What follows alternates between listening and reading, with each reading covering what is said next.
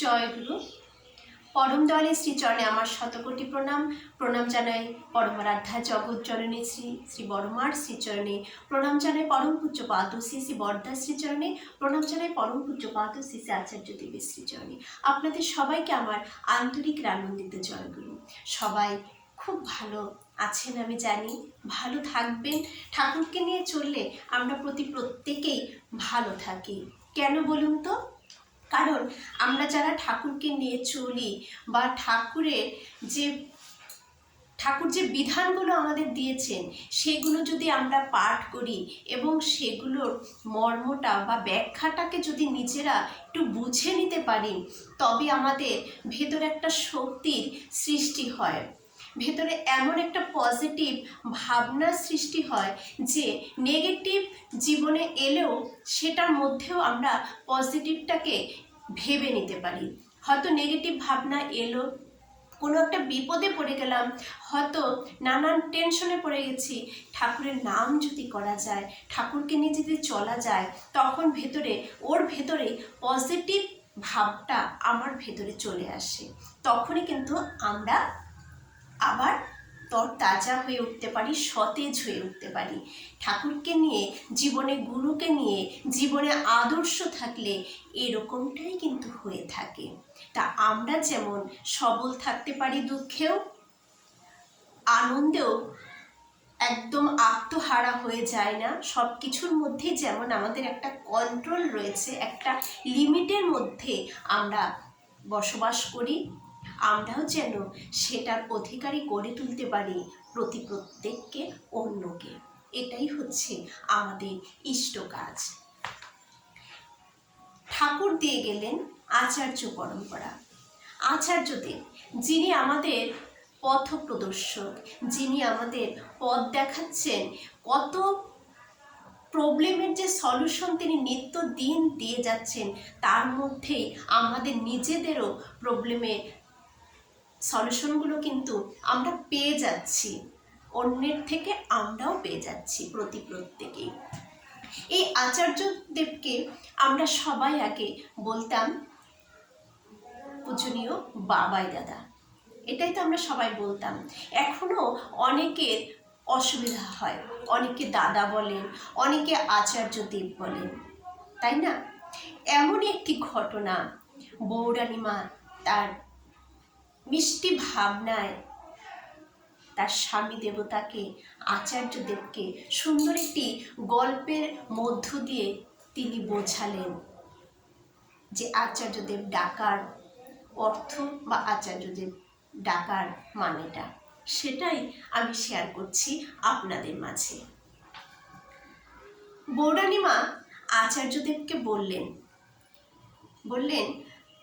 যদি বাজারে যাও আর যদি আম চাওয়া হয়, তাহলে এখন আমওয়ালা জিজ্ঞাসা করবেন কোন আম নেবেন, ল্যাংড়া নেবে, না চোষা নেবে, না হিমসাগর নেবে, না ফজলি নেবে। আমরা যখন বাজারে আম কিনতে যাই, তখন আমের দোকানে যখন বলি আম দাও, তখন তাদের কাছে প্রচুর আইটেম থাকে, প্রচুর ধরনের আম থাকে। তখন দোকানদাররা কিন্তু আমাদের জিজ্ঞাসা করে থাকেন যে দিদি বা দাদা কোন আমটা নেবেন, তাই তো? ল্যাংড়া নেবে নাকি চোষা নেবে নাকি হিমসাগর নেবে, জিজ্ঞাসা করে। বৌরানীমাও আচার্যদেবকে ঠিক তাই বললেন। আচার্যদেব বললেন যে আমি বলবো আম দাও, কিন্তু আমওয়ালা দেখছি জিজ্ঞেস করবে কোন জাতের আম নেবে। এটা একটা সমস্যা হয়ে যায়। কিন্তু আমি গেছি শুধু আম আনতে, কিন্তু জিজ্ঞেস করছে যে কোন আম নেব। তিনি এটাই বলছেন, এই ছোট্ট একটি কথার মধ্য দিয়ে তিনি এটাই বোঝালেন, সব আমের যখন একটা নাম হয়, তাহলে তোমারও নিশ্চয়ই কোনো একটা নাম আছে। বলছে আমের যেমন প্রত্যেকটা আমের একটা নিজস্ব নাম থাকে। যেমন ধরুন, এই যে আমরা প্রত্যেকে রয়েছি, আমি রয়েছি, আপনারা সকলেই রয়েছেন, আমরা সবাই মানুষ, সবারই আমাদের দুটো পা, দুটো হাত, দুটো কান, দুটো চোখ, নাক, মুখ সবার এক, দেখতে হয়তো আলাদা কিন্তু সব জিনিস কিন্তু আমাদের একই, তাই না? একই রকম আমরা মানুষ হয়ে তৈরি হয়েছি, আমরা সবাই মানুষ। কিন্তু আমাদের প্রত্যেকের একটা পরিচয় রয়েছে। আমার নাম যেমন লিপি ঘোষ, আপনাদের এক একজনের এক এক নাম রয়েছে। কারোর নাম রয়েছে মৌসুমী, কারোর নাম রয়েছে আরতি। এরকম আমি এটা মনে করে দিচ্ছি, যারা আমাকে কমেন্ট করেন, যারা আমার পাশে থাকেন, ভালোবাসেন আমাকে, তাদের মধ্যে কিছু কিছু নাম আমার মনে পড়ছে এই মুহূর্তে, সেগুলোই বলছি, তাই না?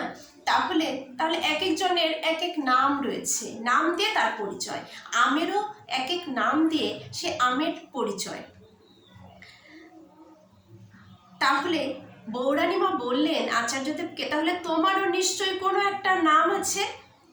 কত লোক আসে দেখি যে আগে বলতো বাবাইদা, বলতো দাদা, এখন বলতে পারে না, মুখ আটকে যায়, পেটের কথা পেটেই থেকে যায়, বলে আচার্যদেব বলবো না দাদা বলবো না বাবাই দাদা বলবো বা কি বলবো, এসব একটা প্রবলেমের মধ্যে পড়ে যায়। তা কিন্তু পরে আমিও দেখেছি অনেকে এখনও কিন্তু হয়তো বাবাইদা বলছে আচার্যদেব, মানে বুঝতে পারছে যে এটা বলা যাচ্ছে না, মানে ওরা একটা ভ্যাবাচাকার মধ্যে পড়ে যায়।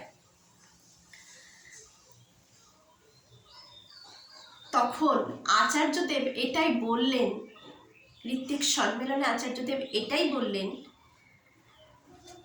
যে আমার নাম বাবাই। বললেন আরে আমার নাম বাবাই, বাবাদাই বলেই ডাকো, যা বলতে ভালো লাগে তাই বলবে, যে নামে ডাকো গোলাপ তো গোলাপের মতোই গন্ধ ছড়াবে।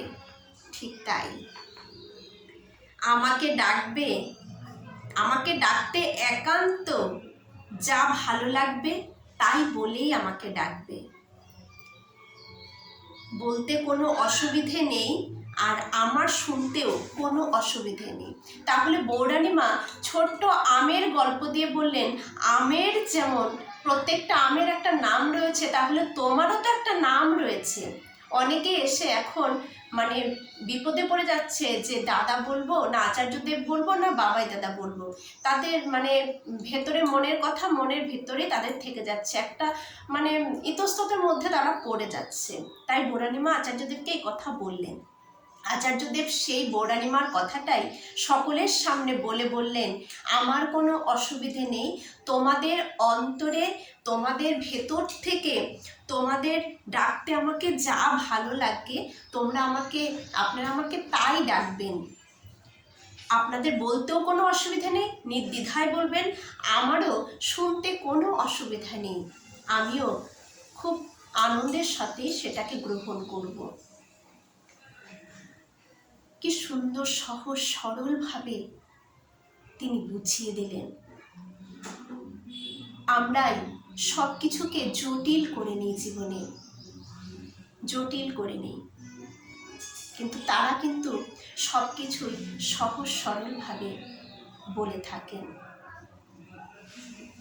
শুধু চাই বুক ভরা ভালোবাসা, বুক ভরা তাদের প্রতি টান, অগাধ টান, তাদের কথা মেনে জীবনটাকে পরিচালিত করা।